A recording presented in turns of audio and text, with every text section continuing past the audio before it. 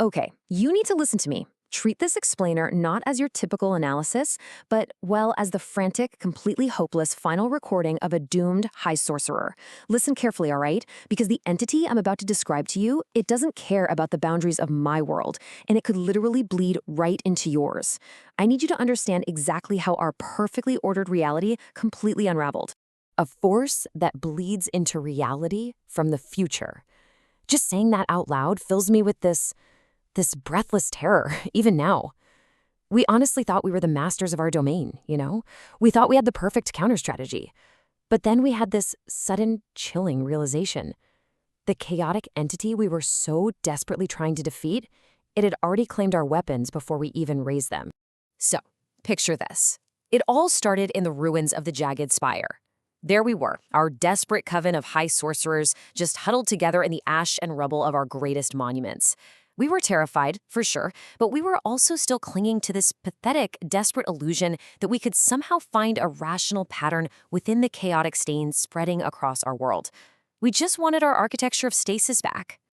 Our absolute ultimate weapon was the Apollonian gasket. It's this magnificent tool of recursive geometry. We prayed with just this intense analytical desperation that its ancient, dusty stone logic would act as a final, unshakable anchor against the chaos. We genuinely believed that our glorious reality could be protected by math and structure, right? We thought if we just plotted the geometry perfectly, we could lock that creeping stain out forever. We followed a frantic, totally doomed ritual, led by Salvio Palito. Step 1, trace the ancient ink runes etched into the geometry. Step 2, draft a new, unbreachable law. And Step 3, contain the beautiful ruin.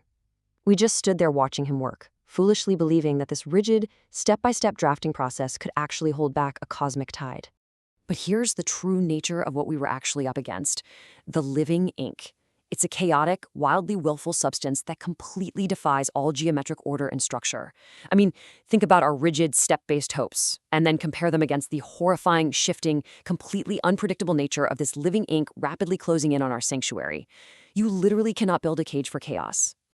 And then, well, that's when the dread truly set in.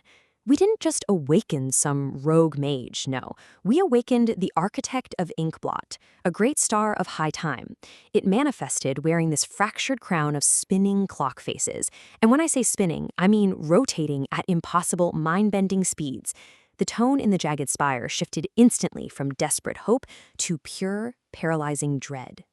The bitter, agonizing irony of it all is that linear time completely failed us.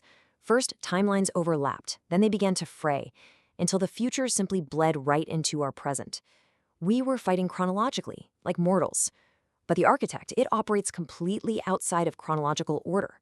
It made a total mockery of our sequential defenses, because it had already foreseen our desperate gamble from the very moments where those timelines frayed.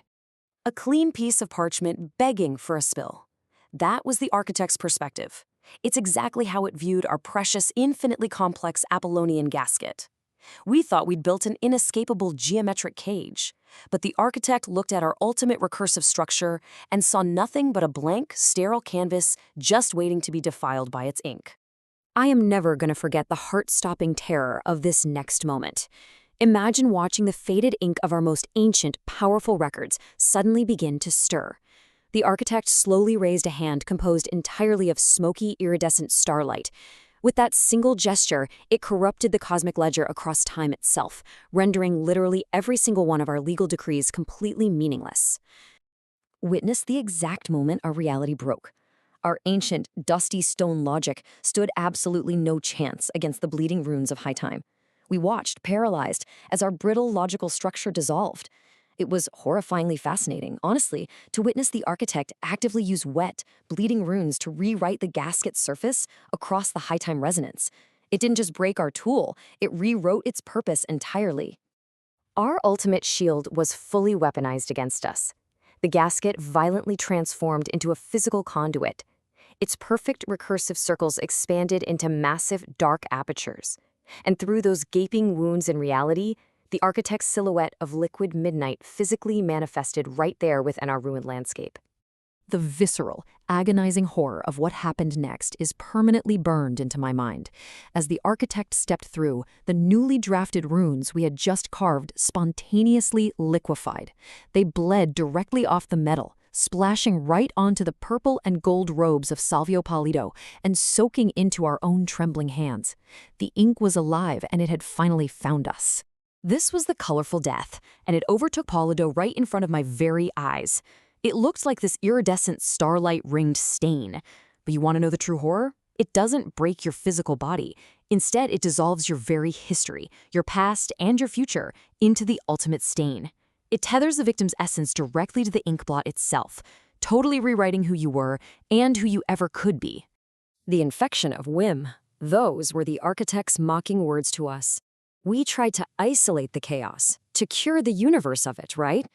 In return, our very essences became part of the shifting twilight. We found ourselves permanently tethered to the architect's volatile, unpredictable potential. We had actually become the very infection of whim. It was an absolute total defeat.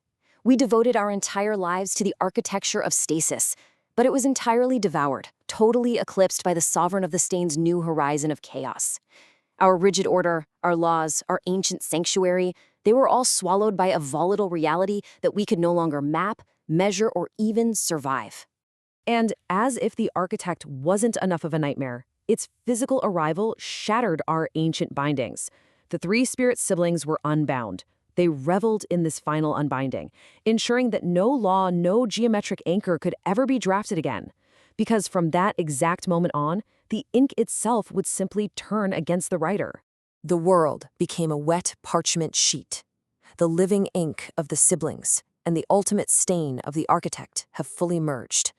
Everything is fluid now. Everything is bleeding.